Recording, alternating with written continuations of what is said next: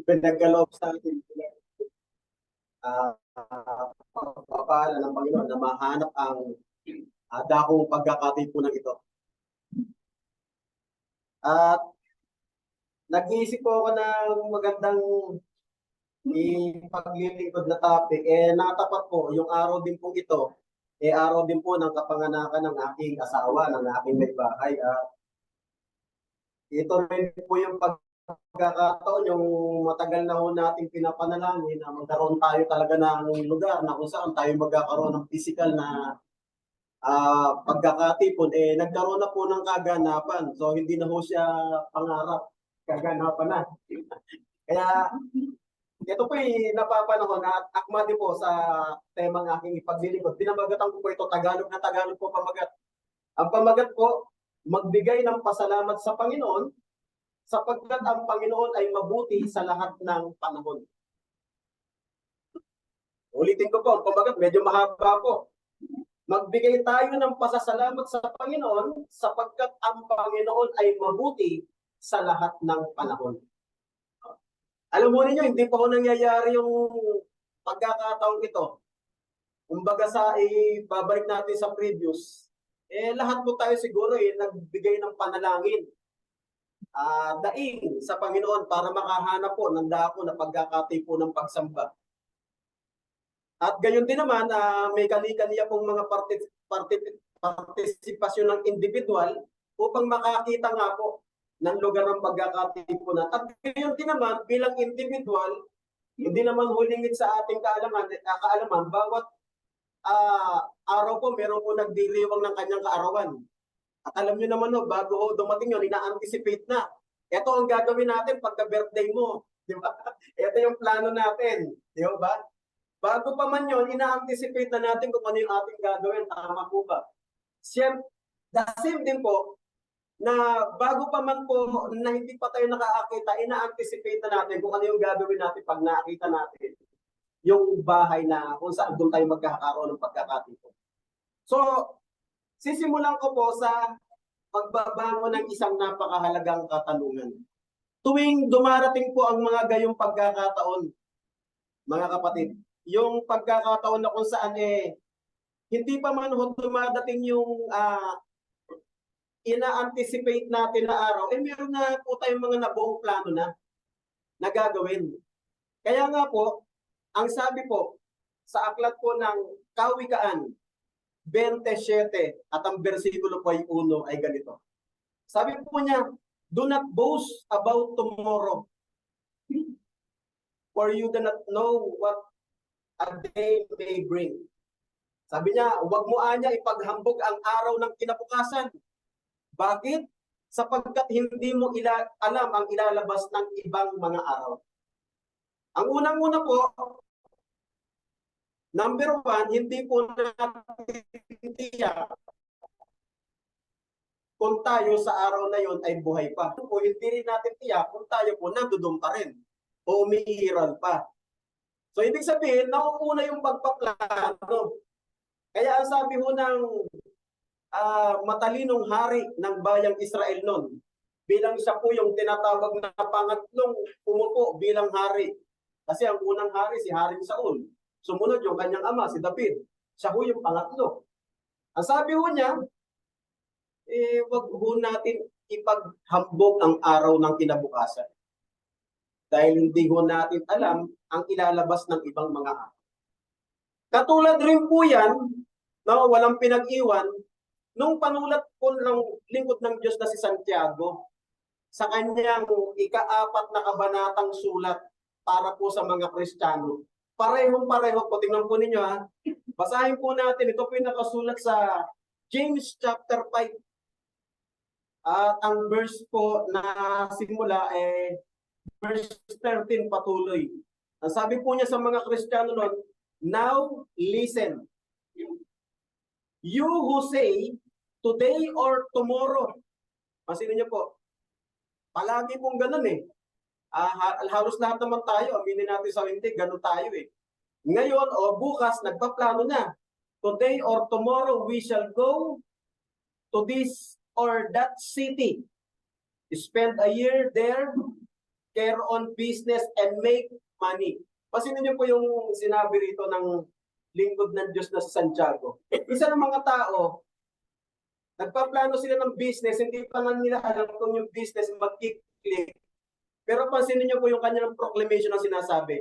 Ang sabi po niya, and make money. Hindi naman ho lahat na nagtatayo ng negosyo. Di ba nagpa-prosper yung negosyo? Minsan nagiging, tawag doon, bankrupt. Di ba? Nalulugi. So, ibig sabihin, pinangungunahan niya kaagad na pag dumating yung araw na yun, para bagang sigurado na siya, na absolute. Kikita siya, pupunta siya sa bayang yon, magpa-prosper yung business niya. Para sa plano niyang pang hinaharap. At kasama din yung plano pang kasama kasi binanggit, dalawa eh. Yung ngayon at saka yung tomorrow. Tuloy, you do not even know what will happen tomorrow. Yung po yung pinakatiyak na sinabi po ng lingkod ng Diyos na sa Santiago. Walang nga nakakaalam ng mangyayari bukas. Wala. Yung mamaya lang, di rin natin alam. Yung bukas pa kaya. Kaya sabi niya, what is your life?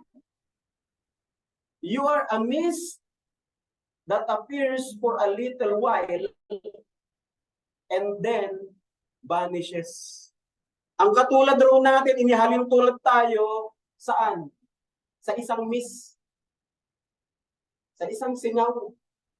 Di ba pagka kumuluho yung tubig, di ba may lumalabas na singaw? Pero hindi ko nagtatagal yun. After nun, for a little while, nawawala po yan. So, ibig sabihin, ganyan po inilarawan ang buhay natin dito sa ibabaw ng lupa.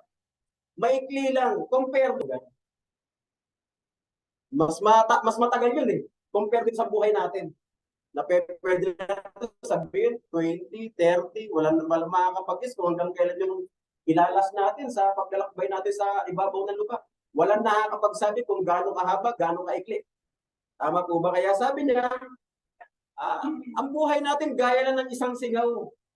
Kaya sabi niya, sa verse 15, instead, you ought to say, if the Lord's will. Yung pala ang pinakatama. Ang pinakatama pala para sabihin, kung may plano tayo, birthday mo bukas, ito yung gagawin mo, naghahanap tayo ng bahay ng dalangin na ngayon po ay answered prayer na, if the Lord's will, kung loloobin ng Panginoon, we will live and do this or that. Kung loloobin ng Panginoon. Kasi nga po, wala nga pong nakatitiyak ng araw ng bukas at gayon din ng mamaya kasi hindi pa nga po dumarating. Ang tiyak lang yung ngayon. Yung kasalukuyan natin na nandito po tayo, mas pinili po natin na magkatipon at maglingkod at magpasalamat sa Diyos. Yun nga po. At isa po mga kapatid, ito po, bibigyan natin linaw ito. Di ba ang tao, parang ang buhay niya, paulit-ulit lang, parang cycle lang. Pag natapos ka magtrabaho, pagdating ng gabi, ano pa mangyayari? Magpapahinga ka, matutulog ka. Di ba? Pero pansinin niyo po sa Bible, hindi pa tingnan niyo po ito pong Psalms chapter 127 verse 2. Pwede niyo lagyan ng mga marker niyo. Ang ganda ng mensahe rito.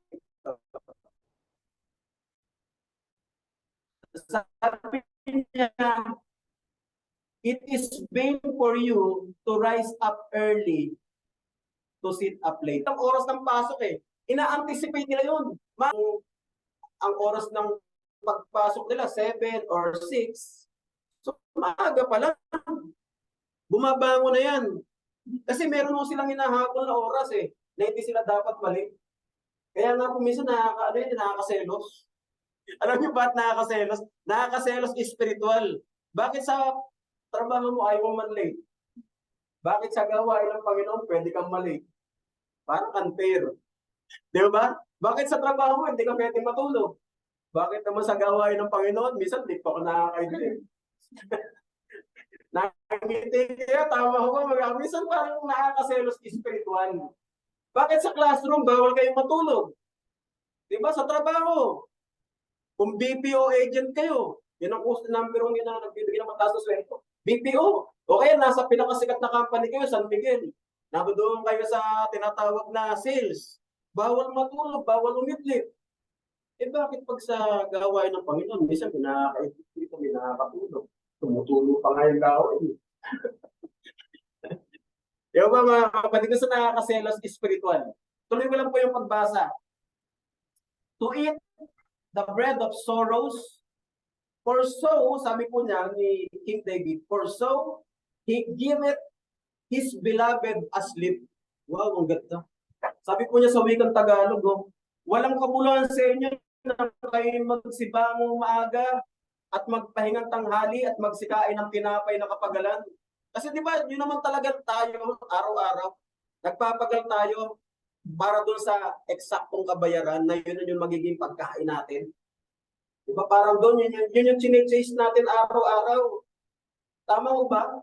Lalo na yung mga ibang may mga nagpaplano ako, pag-aasawa ako, ganito ako, dapat stable nga ako. Dapat pag dumating na to, meron na akong house and lot. Di ba? Pagka sa ano, yung kanyang pinagpapagalan, sabi ho rito ng haring si David, makukuwi sa walang kabuluhan.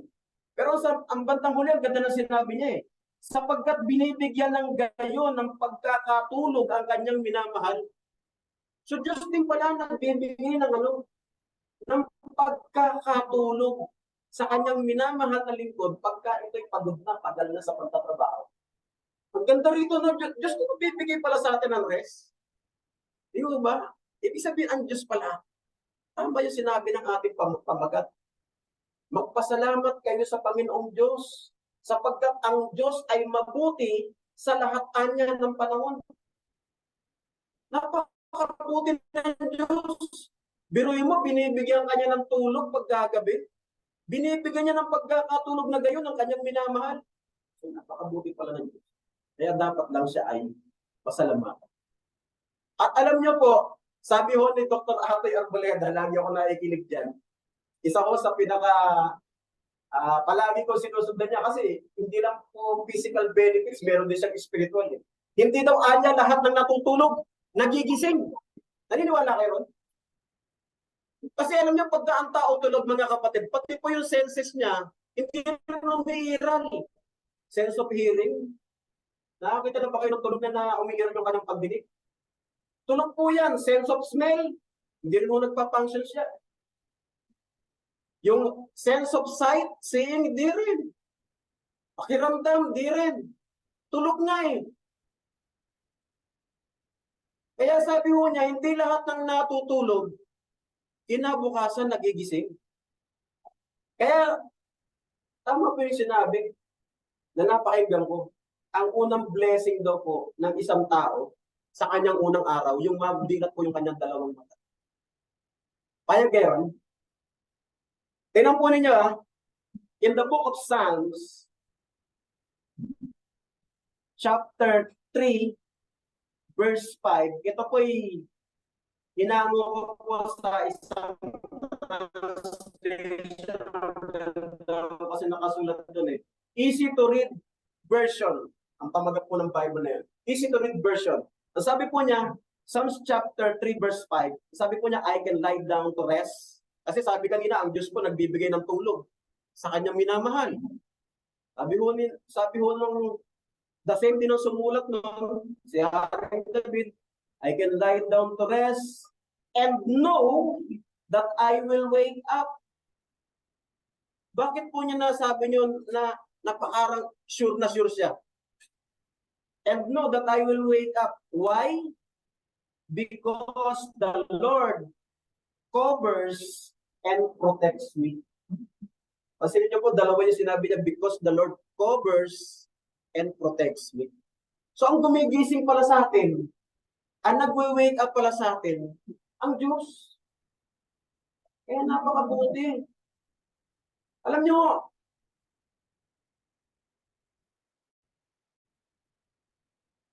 Hindi naman no, siguro malaking kalabisan na kapag ka tayo dumidilat, gumigising sa umaga na yun ang blessing natin, eh, magpasalamat tayo sa Diyos.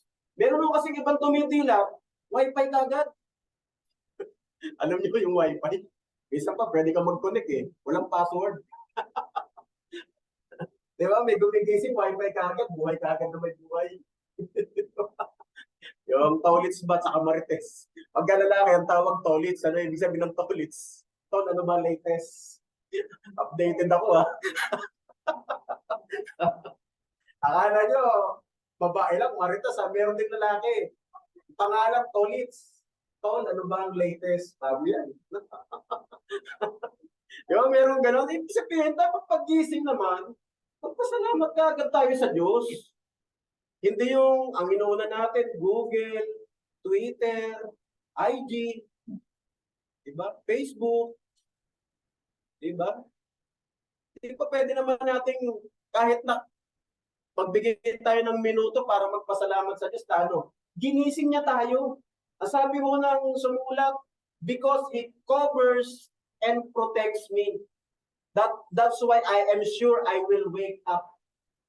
Sabi mo niya. Ganun mo yung ibig niya sabihin. Kaya napakabuti ho ng Diyos para tayo talagang magbigay po ng rason o dahilan na magpasalamat sa Kanya. At ang the whole chapter po na pinagkuhanan ko ng topic na ito, mga kapatid, ay makikita natin in Psalms 136, verse 1 to 26. Alam mo ninyo, pagka binasa nyo to, ang nakaka-amaze. 136 verse 1 to 26. Alam niyo kung bakit po ako na-amaze? Because the whole verse from 1 to verse 26, pare-pareho po ang laman ng conclusion. Pag sinabi pong conclusion yung pinaka-end ng verse, ang pinaka-end ng bawat verse napakaganda. Pare-pareho po sila lang sinasabi. Basahin ko lang ha. O magpasalamat kayo sa Panginoon sapagkat siya'y mabuti at ang kanyang kagandahang loob ay magpakailanman. Basahin niyo po yan pag umuwi kayo ng bahay. Mula verse 1 hanggang doon sa verse 26, lahat ng verse pare-pareho pagkapatapos na. Ang rason kung bakit kailangan magpasalamat sa Panginoon, sapagkat ang kanyang kagandahang loob ay magpakailanman. For His mercy endureth forever. Lahat po, mula verse 1 hanggang doon sa verse 26. Kaya masasabi ko po, para itong perfect end book. Bakit ko po nasabing perfect end book? Kasi po, mula verse 1 hanggang doon sa verse 26, kahit pa ulit-ulit yung basahin, lagi ang conclusion yung pagtatapos, because His mercy endureth forever. Sapagkat ang kanyang kagandahang loob ay magpakailanman. Ang ibig sabihin, yung kagandahang loob ng Panginoong Diyos, nalasa po mula pa ng mga unang naging lingkod ng Diyos. Kay Abraham, kay Isaac, kay Jacob, maging po sa panahon po natin ngayon. Ang Diyos nalalasa po natin yung kanyang kagandahang loob. Halimbawa, meron kang panalangin. Matagal mo nang gustong makamit. Hindi niya kaagad binibigay yan. Meron po kasi sa perfect time plan table kung kailan niya dapat ibigay sa iyo. Na kapag dumating sa iyo yun, kumbaga sa panahon po ng mga magsasaka, perfect po yung time of harvest. Nakuha niyo po yun. Perfect po yung, kumbaga sa ano, so worth it na yun yung time na dumating yun. Kasi baka pag dumating na maaga, baka hindi mo rin magustuhan. Hindi mo rin masarap. Malalasap yung sarap ng tagumpay. Kaya ang Diyos hindi mo nagpapaabot ng premature o yung parang sobra naman. Palagi niyang ibinibigay yung kanyang blessing sa atin. Ina-anticipate yung ating prayers in His perfect timing. In His perfect timing. Parang si Abraham. Ang inihingi po niya sa Panginoon, anak. Diba? Kaya naisip niya na po, posible na siguro yung anak kasi yung asawa ko, wala na, tinakasan na ng kaugalian ng babae. Ano ibig sabihin nun? Wala namang means. Imposible na talaga kahit sa ano. Tapos ako, mag-iisang daang taon na. Sabi ni Abraham, pero ano sabi ng Diyos? I will fulfill my promise to you. Kasi ang lihitimo po niyang asawa, si Sarah. Nagkaroon po siya ng anak kasi ang ginawa po ni Sarah, ibibigay ko nga itong aking alipin na galing sa Egypt. Nagkaroon po siya ng anak doon ng pangalan Ismael. Akala niya yun. Hindi. Tinupad po ng Diyos yung kanyang pangako. He answered his prayer in his perfect timing. Nanganak po si Sarah, ang pangalan po. Sarah. Ganun po ang Diyos pag nagbigay po sa atin ng answered prayer. Always in perfect timing. Kaya ito po, pag binasa niyo po yan, napakasarap basahin. Sapagkat ang Diyos, no, napakabuti niya sa lahat ng panahon. At hindi lang po yun, mga kapatid, ang kanyang kagandahang loob, magpakailanman. Pansinin niyo po, basahin natin. Verses 4 to verse 9. Ito po. Sa kanya na gumagawang mag-isa ng mga dakilang kababalaghan. Panginoong Diyos, minsan, akala natin, wala nang way eh. Pero meron pa palang way. Naalala niyo yung pelikula ng Ten Commandments? Na-corner na po sila eh. Hindi, andyan na yung Pharaoh eh. Ibabalik ko sila sa pagka-slavery. Ang sabi ng mga Israelita, nagreklamo na kay Moses. Moses, hindi lang pa kami rito para patayin lang dito sa Red Sea. Sabi, parang hindi naman kayo sumampalataya sa Diyos. Ito, akala ninyo, wala nang parang, tinaas po niya itong kunya, ano po nangyari sa Red Sea? Highway, naging isang highway.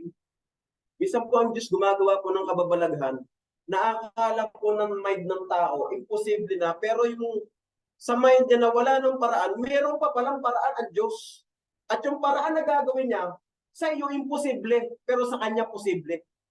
Ganun po kabuti ang Diyos. Naging highway po yun, kaya lahat po sila nakatawid ng Red Sea. No, mga kapatid? Yun po yung sinabi rito. Sapagkat ang kanyang kagandahang loob magpakailanman. Verse 5. Sa kanya na gumawa ng langit sa pamamagitan ng unawa, sapagkat ang kanyang kagandahang loob ay magpakailanman. Notice niyo po yan lagi yun. Laging closing, conclusion, palaging binabanggit yun. Verse 6. Sa kanya na naglalatag ng lupa sa ibabaw ng tubig, sapagkat ang kanyang kagandahang loob ay magpakailanman. Paulit-ulit po, inuulit-ulit lagi yun. Verse 7, sa kanya na gumawa ng dakilang tanglaw, sapagkat ang kanyang kagandahang loob ay magpakailanman. Ayun na naman po, inulit na naman. Verse 8, ng araw upang magpuno sa araw. Kaya nga po, meron tayong nahating dalawang panahon sa isang araw. Meron po tinatawag na AM. Yung pangalawa po, meron po tayong tinatawag na PM. Ito po yung AM. Sabi po niya, ng araw upang magpuno sa araw, sapagkat ang kanyang kagandahang loob magpakailanman. Verse 9, ng buwan, ng mga bituin upang magpuno sa gabi. Ito naman po yung PM. Tama ho ba? No? Upang magpuno sa gabi, sapagkat ang kanyang kagandahang loob ay magpakailanman. Tingnan po ninyo, kaya ang Diyos po, napakabuti. Mayaman po siya sa awa, mayaman po siya sa kagandahang loob. At yan po, pagka translate nyo sa Hebrew word, ang tawag po dyan, kesed.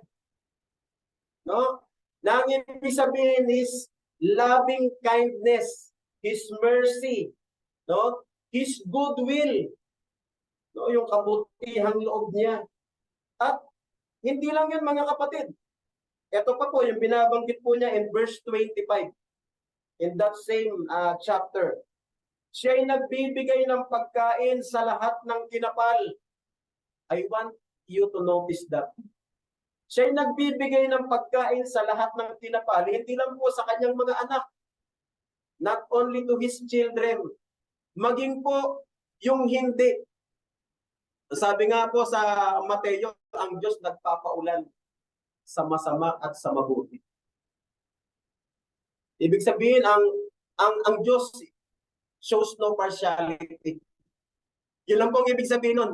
Nagsusupply po siya ng pagkain sa lahat po ng kinapal. kahit po hindi po ni anak, kahit po wala sa church, kahit po sabihin natin hindi belong doon sa church na itinayo ng Panginoon. He supplies foods to all. Siya'y nagpapakain ng pagkain sa lahat ng kinapal sapagkat ang kanyang kagandahang loob ay magpakailan. Ilog ka na naman po, paulit-ulit. Talaga kumbaga sa itinatatak sa utak natin, paulit-ulit na ang Diyos, pag pinag-usapan ang kabutihan at kagandahang loob, mayaman po siya. At araw-araw po, binibigay niya sa atin yan. Minsan lang hindi natin nakikita. No? Tuloy pa po natin ang pagbasa. Magbabangon po ako ng isang napaka-importanting tanong.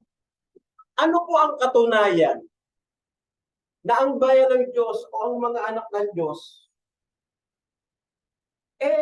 nai-enjoy yung tinatawag na kagandahang loob ng Diyos?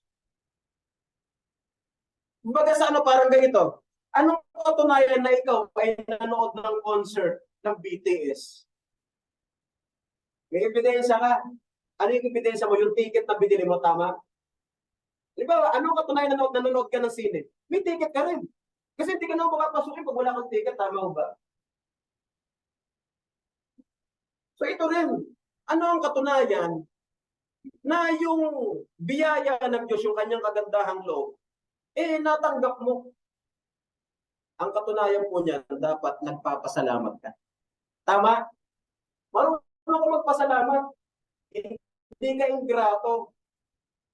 Diba? Kapag ginawa ka ng mabuti, dapat marunong kang magpasalamat. Ito po, 116 po ng Book of Psalms, verse 17 and 18. Nasabi po dito ni King David, I will offer thee the sacrifice of thanksgiving, and I will call upon the name of the Lord. Aking ihahandog sa iyo ang hain ng pasasalamat at tatawag ako sa pangalan ng Panginoon. Alam niyo, hindi naman po natin kasi mababayaran eh. Payag kayo? Hindi naman natin mababayaran yung kagandahang loob ng Diyos eh. Pero meron tayong magagawa para po sa ginawa niya sa atin. Ano po yun? Yung magpasalamat. Payag kayo? Yun naman ang totoo eh. Yung buhay, ano mang meron tayo sa buhay natin ito, lahat to tinanggap lang natin sa Diyos. Chapter 4, verse 7, Corinthians. Ano mang meron tayo, wala tayong maituturo na hindi galing sa Diyos. Lahat ng meron tayo, tinanggap lang natin sa Diyos. So ang maibibigay lang natin sa Diyos, ito po, ang magpasalamat. At ang sumunod pa ho, yung verse 18, I will pay my vows. Naku, ito yung dito, ito yung gusto kong bigyan din dito eh. Minsan kasi may mga tao, at karapatan naman natin yung bilang individual, yung parang nararamdaman mo tayo lagi pagpapasalamat sa Diyos. Oh, magpe-pledge ako, ito pledge ko. Di ba may ganon? Tama ba? Yung parang pagka sa talaga naramdaman mo yung blessing sa iyo ng Diyos. Ako magpe-pledge ako, ito pledge ko, kapatid. Pero ang sabi po doon, I will pay my vows. Kasi nakakalungkot, may mga tao pong nagpe-pledge, pero minsan, hindi po niya pala nagagawa yung kanyang pledge. Kaya ito po yung aking bibigyang emphasis dito, yung verse 18. I will pay my vows unto the Lord now in the presence of His people. Aking babayaran ang mga panata ko sa Panginoon. Oo, sa harapan ng buo niyang bayan. So ito pala, ang katunayan na natanggap natin yung kagandahang loob ng Diyos, yung mercy niya, yung awa niya, yung habag niya. Ang talking evidence, dapat po tayo nagpapasalamat. No? At yung ating mga vows o mga panata, dapat bayaran natin yun. Kasi nung araw, ang pananalapi po ng mga Hudyo, hindi naman kagaya ng salaping meron tayo ngayon eh. Ang nasusukat po yung yaman nila sa dami ng hayop. Ganun po yung pagsukat ng yaman ng tao.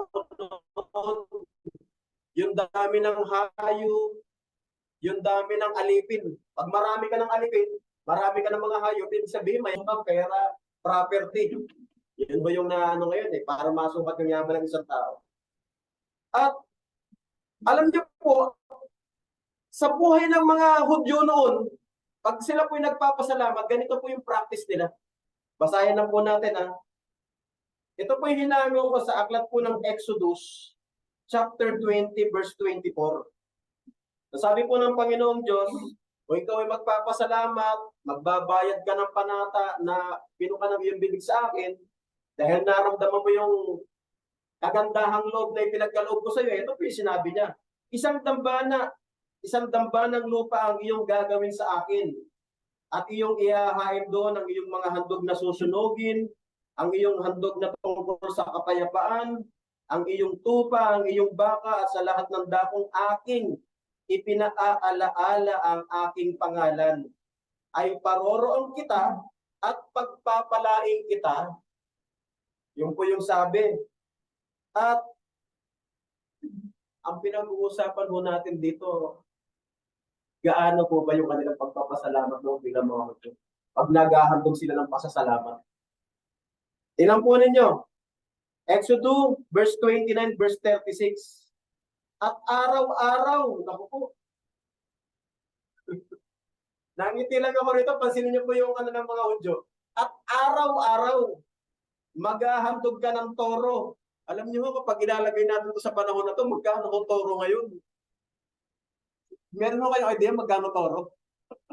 Ang sabi mo rito, at araw-araw, maghahandog ka ng toro na pinakahandog dahil sa kasalanan, na pinakapangtubos, at iyong lilinisin ang dambana pagka iyong ipinanggagawa ng katubusang yaon, at iyong papahiran ng langis upang pakabanalin. Sino nyo baka mamaya pagtayang pa na tayo. Araw-araw to. Tapos ang handog pa, hindi simple handog, toro. Yung kambing lang magkano kambing ngayon? Hindi ba? Hindi. Yung toro, mas malaki yun, mas mahal yung malamang. No? Araw-araw ang sabi. At ang tanong, gaano kadalas yun sa isang araw? Ito po yung sagot, Exodus 29:39. Ang isang kordero ay iyong ihahantog sa umaga, at ang isang kordero ay iyong ihahantog sa hapon. Merong handog in morning, merong isang handog pa in afternoon. O mag-estimate na lang natin. Halimbawa po, ang isang kordero po ang halaga 2.5. I-estimate lang po. Sa isang araw, dalawa. Isa sa umaga, isa sa hapon. Pero mo, araw-araw na practice ng mga Hudyo to. Ibig sabihin, para makapagpasalamat ka sa isang araw, dapat meron kang 5,000. Paano kung wala nun? Di po ba, mga kapatid? Bakit po? In view, kaya sila nagpapasalamat ng ganon, in view to kesed, doon sa labing kindness ng Diyos. Kaya po sa bawat verse, ng verse 1 to verse 26, ang palaging conclusion, sapagkat ang kanyang kagandahang loob ay magpakailanman. Kasi naman pala yung kagandahang loob ng Diyos o yung kesed, magpakailanman. Hindi po ito napapatid, hindi po ito napuputol. Kaya sabi niya, "O give thanks unto the Lord, for He is good. His mercy endureth forever." 136 verse 1. At pag pinuntahan mo yung last verse, ganun din. Kaya nga po, ang ibig sabihin po niya is kesed. Kindness, ang ibig sabihin niya, kindness by implication towards God. Tapos ang sabi niya rito, beauty, favor, good deed, mabuting gawa. Kindness, merciful,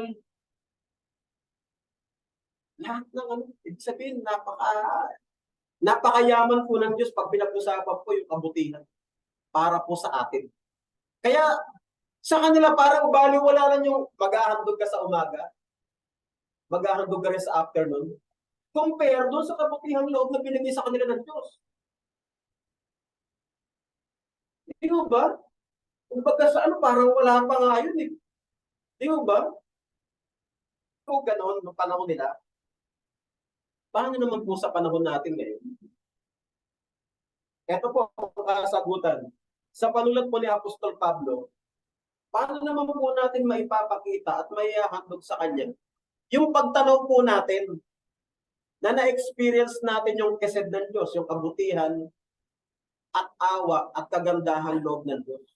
Na-enjoy natin araw-araw. Paano naman po yun? Kasi sa panahon nila, hindi po siguro natin kaya. Kung sa panahon natin ngayon, sa umaga, tupad isa, sa hapon, isang tupa na naman. Baka mag-aayawan na tayo rito, mga kapatid. Kung ganon, ano? Kaya tingnan po natin, in New Testament, no? Paano po ang tinatawag na pagpapasalamat ng Diyos sa panahon po natin ngayon? In Romans chapter 12, verse 1, papansinin niyo po, pag meron kayong NIV, ang ganda sa heading pa lang merong title eh. Ang sabi po rito, a living sacrifice. Kasi nung araw po, ang sacrifice, pinapatay. Sa makabagong panahon, sa New Testament, ang sacrifice ng pagpapasalamat, buhay. Nung araw kasi kailangan patayin. Why? They need to shed blood. Kasi po yung blood, ang gamit po ng dugo, tumutubo sa kasalanan. Nagawa na po yun ng Panginoon. Kaya nga po yung ngayon, yung sacrifice, buhay. Hindi po patay. Tingnan po ninyo, sabi po ni Apostol Pablo, therefore, kumbaga sa mga kapatid, para rin po itong conclusion, masasabi ko. Conclusion din ito. Therefore, I urge you, brothers and sisters, in view of God's mercy. Kasi, yun po yun. In view of God's mercy, sa pagtanaw po sa kagandahang loob ng Diyos, sapagkat ang Diyos ay mayaman po sa kagandahang loob. Paano po? To offer your bodies as a living sacrifice, holy and pleasing to God. This is your true and proper worship. Ganda mo nang nakasulat dito sa NIV. This is your true and proper worship. Sa iba naman po, this is your spiritual act of worship. Yun po yata yung nakasulat sa NASB. Ang tanong mga kapatid, paano po ba nagiging buhay? No? Yung isang sakripisyo na ito, itong ating katawan. Sa paanong paraan? Tanungin din po natin si Apostol Pablo. At ang kasagutan, nasa aklat din po ng Roma. Chapter 6, verse 11 to 13. Ito po yung sagot. Gayon din naman kayo. Ibilang ninyong kayo tunay na mga patay na sa kasalanan. Sabi niya, we are dead to sin. Ituring ninyong kayo yung mga tunay na patay na sa kasalanan, ngunit mga buhay sa Diyos kay Kristo Jesus. Kailan po yan nangyari? Tinuro po ito ni Brother Darwin. Kung naaalala po ng asawa ni Brother Now, no, bago ko kayo bautismuhan, asan na yung bautismuhan? Yung sabi niya, paano kayo magiging na kay Kristo Jesus? Kasi lahat ng na kay Kristo Jesus, wala nang anumang hatol. Yung po yung binasa niya, 8:1 po ng Roma. Ang paraan pala para maging one ka kay Christ is through baptism na kung saan doon ka rin napapakong kasama ni Kristo sa krus. Yun din yung nagsisilbing kamatayan mo. Kaya ang sabi niya rito, yung po yung mga nasa upper verses niya, hindi ba niyo nalalaman kayong nabautismuhan? Ito na po yun. Yung mga nabautismuhan po kay Kristo, tayo po mga dumaan na doon, ang sabi niya po, in verse 11, gayon din naman kayo, ipilang ninyo kayo yung tunay na mga patay na sa kasalanan, ngunit mga buhay sa Diyos kay Kristo Jesus. Verse 12, huwag ngang maghari ang kasalanan sa inyong katawang may kamatayan. Yung pala, ang definition pala ng ibig sabihin ng living sacrifice, itong katawan na ito, na dumaan na po, natapos na po sa bautismo, dapat sa alinmang parte ng ating katawan, maraming parte, may kamay, may mata, may bibig. Huwag maghari anya, maging instrumento. Ang alinmang sangkap, saan? Sa kasalanan. Maging slave to sin. Kung hindi maging slave to righteousness. Yung pala yung ibig sabihin nun na living sacrifice. Huwag ngang maghari ang kasalanan sa inyong katawang may kamatayan upang kayo'y magsisunod sa kanyang mga pita. Kasi itong katawan na ito, nakadesenyo to sa mga masamang pita. Masamang pita ng mata. Yan nga una dali si Adan at saka si Eva eh. Kasi nung nakita lang masarap kainin yung pinagbabawal, masarap pala kainin ito eh. Mata, yung last of the eyes. Last of the flesh, pero pa yun. Doon ho nangyari, sino po? Si Haring David. Nakakomit siya ng dalawang kasalanan, dapat isa lang eh. Adultery lang eh. Nanganak pa ng isang kasalanan na po. Yung pagpatay. Eh kasi gusto niyang i-cover yung sin niya eh. Ito muna. Sabi ng babae, buntis na ako. Paano gagawin natin ito? Teka, pasundo mo na. General mo, pasundo mo yung asawa niya. Sundalo kasi asawa niya eh. Kasi pag umuwi, alam niyo ang sundalo pag umuwi, maglalasing yan. Lalo na kung victory. Pagkatapos maglasing, sisiping sa asawa, cover na yung sin niya. Oh, ikaw ang tatay niya, ikaw sumipin. Pero nauna siya. At siya yung nakabuntis. So, ibig sabihin, meron din lust of the flesh bukod sa lust of the eyes. Diba? Kaya sabi dito, ni Apostol Pablo sa verse 12, huwag na maghari ang kasalanan sa inyong katawang may kamatayan. Verse 13, at huwag din naman yung ihandog ang inyong mga sangkap sa kasalanan na pinakakasangkapan ng kaliguan, kundi ihandog ninyo ang inyong sarili sa Diyos, tulad sa nangabuhay sa mga patay, at ang inyong mga sangkap na pinakakasangkapan ng katuwiran sa Diyos. Yung pala ang definition, mga kapatid, ng ano po, ng living sacrifice. Kaya sabi niya po, babasahin ko lang po sa NIV din, in the same way, count yourselves dead in sin, but alive to God in Christ Jesus. Therefore, do not let sin reign. Huwag daw natin payagan na sa katawang ito, na may kamatayan, maghari ang kasalanan. Therefore, do not let sin reign in your mortal body, so that your obey is not evil desires. Verse 13, do not offer any part of yourself to sin as an instrument of wickedness, but rather offer yourselves to God as those who have been brought from death to life, and offer every part of yourself. Bawat daw parte nito, kamay, paa, no? Maging itong kaisipan, dapat ang pag-iisip na nga sa itaas na kinaroroonan ni Kristo, Colossians chapter 3 verse 1. Dapat. Kasi minsan yung isip natin, halo-halo yan eh. Alam niyo yung halo-halo? May spiritual, may material, naglalaban-laban na. Nagkakaroon ng wrestling. Alin ba yung mas matimbang? Minsan nga, pag linggo, yung mga kapatid, nagkakaroon ng labanan sa utak eh. Ano, sasampa ba ako? Hindi. Tagal mag-isip eh. Ito, magbubura kami. Di ba? Tagal linggo pa lang, Sabado pa lang, nagtatalo-talo na utak natin. Sasamba ba o hindi? Di ba? Maliliit ba o hindi? Kasi alam niyo po mga kapatid, hindi naman kasi alam nyo na ang solusyon para hindi kayo maliit. Umalis kayo ng maaga.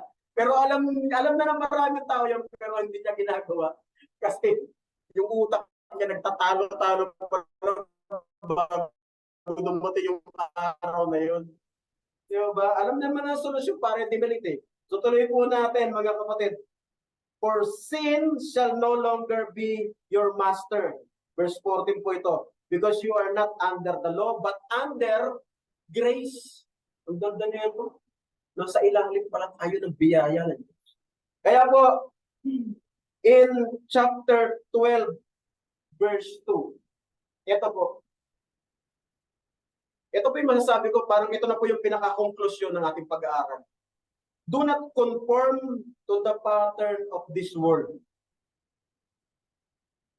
Kasi ang mundong ating ginagalawan, sabi po ni Apostol Pablo, nakahilig sa masama. Diba? Pasinin niyo po, ngayon magugulat kayo yung pagpatay ng tao ngayon, parang wala na. Yung napanood ko sa ano, naka-live pa o Facebook, yung sa Victory Bus, patay.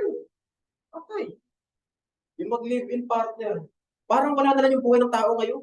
Hindi na kagaya ng dati pa, parang kung ikaw, killer ka, takot ka pumatay. Ngayon wala na, parang wala na silang ano, parang wala nang nararamdaman guilt, wala nang parang pangarami mo na lang yung pagpatay ngayon. Grabe yung mundong ginagalaw natin ngayon. Kaya sabi ko niya Apostol Pablo, kasi tayo nagpapasalamat ang paming sacrifice, holy and acceptable to God.